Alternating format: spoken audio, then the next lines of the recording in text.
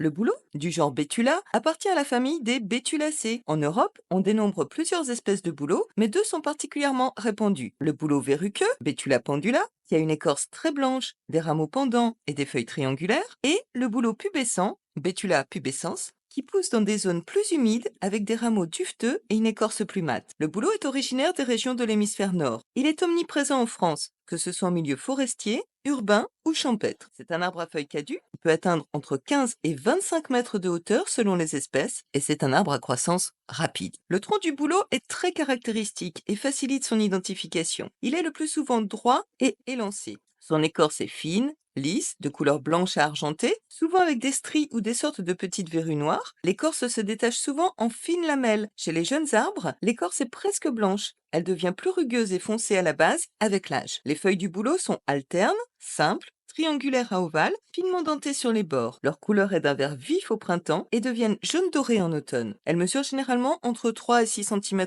de long. Le pétiole est souvent long et souple, ce qui rend les feuilles très mobiles au vent. Le bouleau est une espèce monoïque. Il porte des fleurs mâles et femelles sur le même arbre. Après la pollinisation, les chatons femelles donnent naissance à de petits fruits ailés qu'on appelle des samars. Ces graines légères se dispersent facilement au vent, contribuant à la propagation naturelle du bouleau sur de vastes territoires. Le système racinaire du bouleau est plutôt superficiel, peu profond, mais très étendu. Il est donc sensible à une sécheresse prolongée.